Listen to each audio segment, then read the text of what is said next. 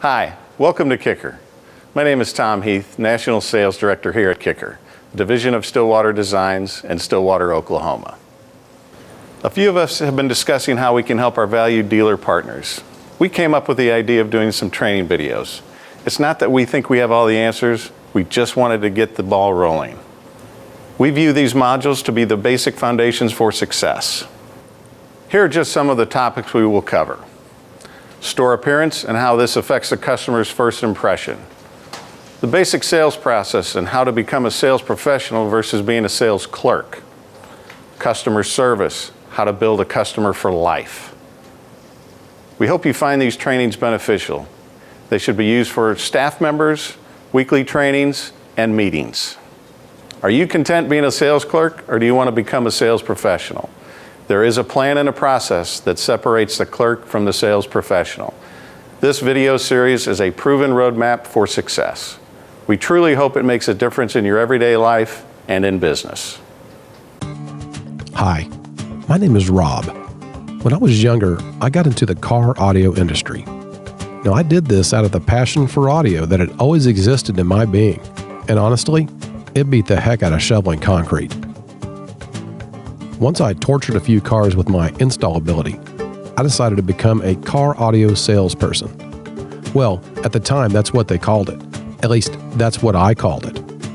The truth is that I was trying to be a sales professional, but in reality, I was just an amateur. Why? Because no one had ever mentioned to me that there are basic concepts and ideas around the art of selling. Consequently, I had no plan. So none the wiser, I trudged forward. I would either let the customer see and hear the system in my car or tech talk them to death about mundane details in a product they could care less about. The fact remained, I had no plan, and I really needed one. Because even if it was a bad plan, that would be better than no plan at all. After traversing to another state to better my career, I finally ended up in a place that had a plan.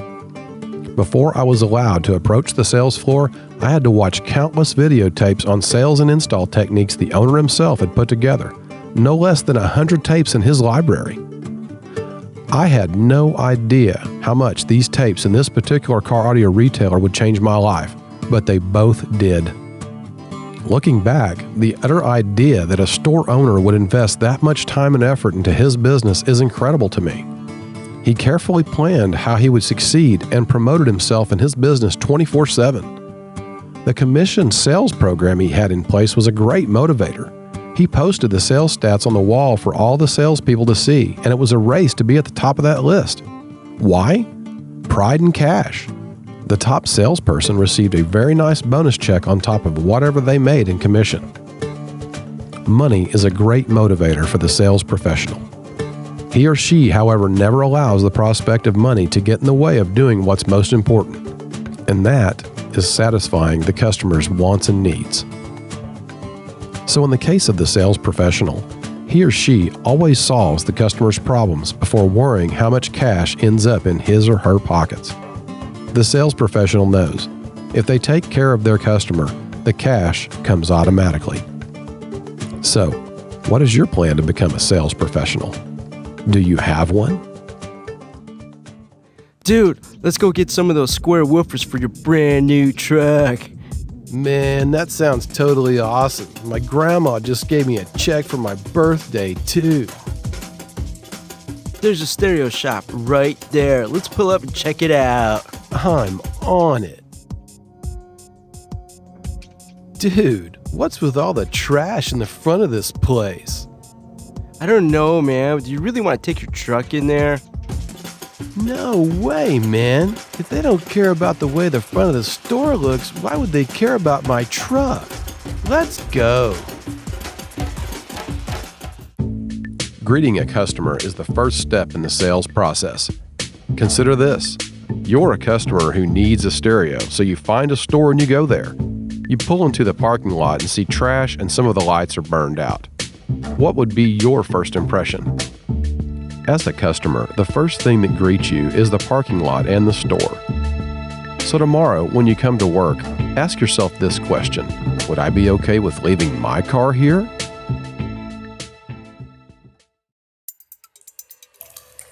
Hey, man, can I help you? No, man, I'm just looking. All right. Well, what's wrong, man? Well, that's what everybody says every time I ask them that. Well, dude, have you considered maybe trying another approach? Maybe like saying, how you doing today? Or how's it going? Because one thing's for sure. If you ask someone if you can help them, the only answer you're going to get is no. Man, I thought everybody knew that. Hey, it's not funny, man. Are you a sales clerk or are you a sales professional? A sales clerk is someone who provides the minimum amount of effort to keep their jobs. They have no real concern for the customer, and the only interest they have is in themselves. A sales professional is a person with a plan to sell and a process to make it all happen. They have a genuine concern for the customer and the experience they have in their store. This equals future sales and referrals, and the sales professional knows it. So what does a sales professional do? Number one, they greet their customer. They make their customer feel comfortable in their store. Number two, they qualify their customer. They ask good questions that inform them of their customer's wants and needs. Here are some examples. What do you have now? The easiest way to find this information out is walk out to the customer's car and take a look for yourself. Ask them what they like about it. Ask them what they don't like about it. Ask them if there's anything they could change about it, what that would be. It's very important you listen to what they say when you ask the questions. Listen twice as much as you talk. You've got 2 ears and 1 mouth. What does that mean to you? Let the customer load the gun with information. This is important in the next steps of the process. Number 3, make a presentation based on the information you have gathered from your customer. Say something like, based on what you've told me, this is what I would recommend and why. Number 4, closing the sale. If you've done a good job qualifying and you've given the customer a good presentation, there's no reason why you shouldn't ask them when we can get you on the schedule. I have an opening today or Wednesday. Which one works best for you? This is known as a trial close or simply closing the sale. If they say, I can do it Wednesday, head straight for the register. You just closed a sale. If not, that's okay. Your customer's giving you an objection. Objections are buying signs. And what that means is your customer's saying, hey, I want to buy this, but you need to tell me why I should. Here's a rule. The value of the proposed product to the customer must be equal to or greater than the price. This is the way a customer justifies paying the asking price on any particular product. So it's possible with an objection that the price you're asking is higher than the value to the customer. And you've got to find out why. How do you do that? Well, you ask more questions. Maybe something got missed in the qualification process and or the presentation. Or there's an underlying reason that they're not letting you know. So with more questions, you can generally narrow this down to what the actual truth is. Worst case, even as your customer's walking out the door, you can say, do you mind if I ask you a question? They'll always say no. Then ask them, what kept us from doing business today? They might say, I just don't like that particular brand. So you show them a new brand, get them on the schedule, and solve their problem. So remember, objections are buying signs, and your job is to narrow down what the actual objection is. And once you do, you can come up with a solution. And ultimately, that is what a good salesperson can do: solve the customer's problems.